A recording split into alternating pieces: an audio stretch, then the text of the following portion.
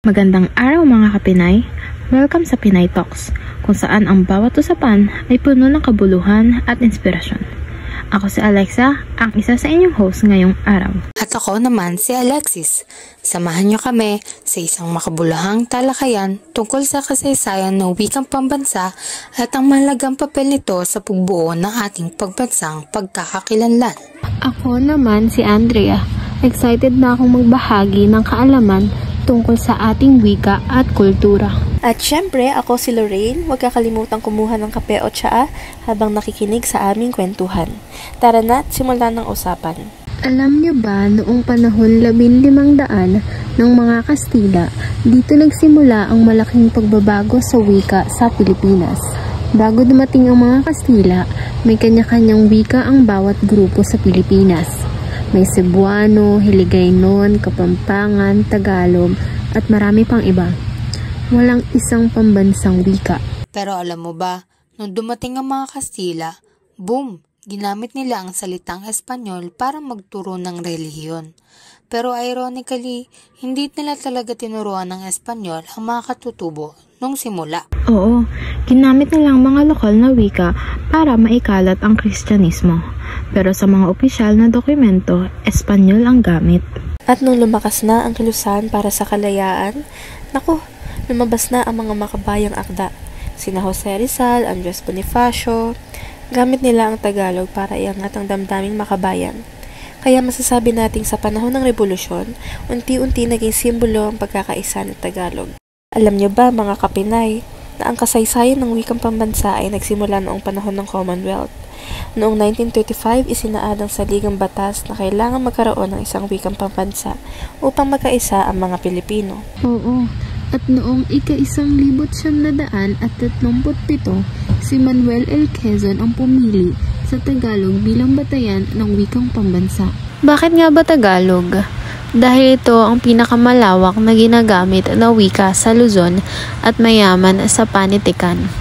At ayon sa mga leader noon, Tagalog daw kasi ang may pinakamalawak na literatura at ginagamit sa Maynila, ang sentro ng kalakalan.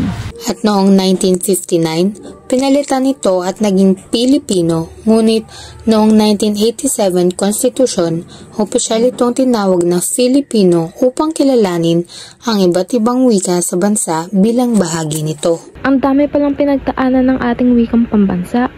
Isa itong patunay kung gaano kahalaga ang wika sa pagkakaisa ng bansa. At sa paglipas ng panahon, ang Filipino ay naging simbolo ng ating pagkakaisa bilang isang bansa.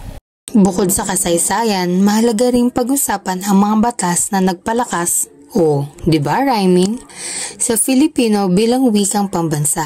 Isa na rito ang Batas Commonwealth bilang 570 noong 1946 kung saan opisyal nang ginamit ang Filipino bilang wikang opisyal. At huwag nating kalimutan ang kautosang tagapagpaganap bilang 335 noong 1988 na nag-aatas sa lahat ng ahensya ng gobyerno na gumagamit ng Filipino sa kanilang mga komunikasyon. Sa tulong ng mga batas na ito, unting-unting lumalago ang paggamit ng Filipino, hindi lamang bilang wika kundi bilang simbolo ng ating pagkakakilanlan bilang Pilipino. Kaya naman mahalaga nating ipagpatuloy ang pagpapalaganap nito upang mas mapalakas pa ang ating kultura at identidad.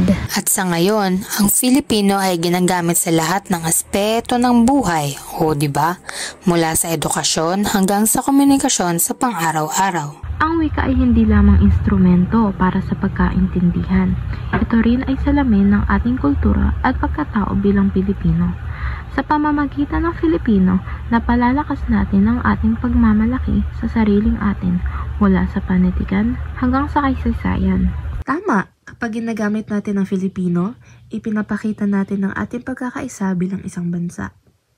Ay wika ay tulay upang maipahayag natin ang ating damdamin, saloobin at ideya ng may mapagmamalaking bilang Pilipino. At higit pa rito, nagiging daan ito para mas maunawaan natin ang ating kasaysayan, kung paano tayo umusbong bilang isang bayan na may iisang adhikain.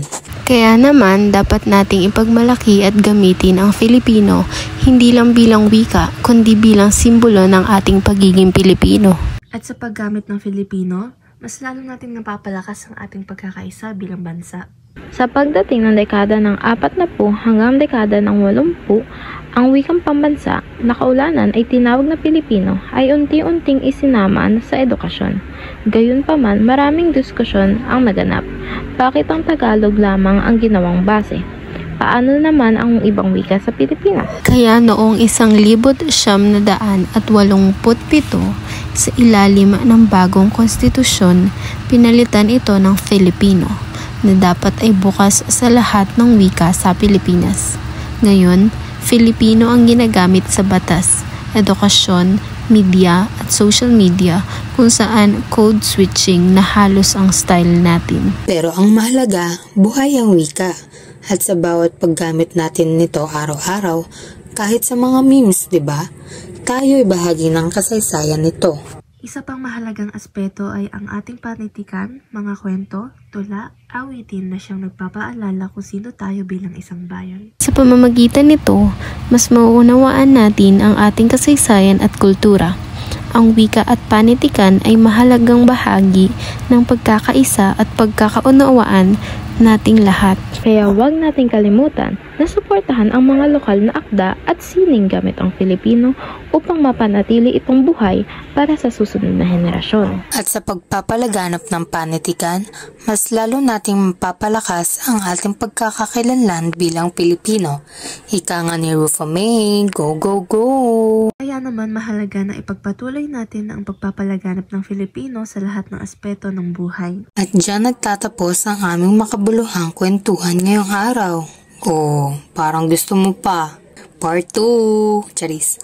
Grabe, ang dami nating natutunan mula Kastila, Amerikano hanggang sa pagiging Filipino ng wika natin ngayon. Huwag kalimutang ipagmalaki ang Filipino hindi lang bilang wika, kundi bilang simbolo ng ating identidad bilang Pilipino. Hanggang sa susunod na kwentuhan dito sa kasaysayan ng wikang pambansa. Ingat at mabuhay ang wika natin. Ako si Lorraine. Ako si Alexa. At ako naman si Andrea.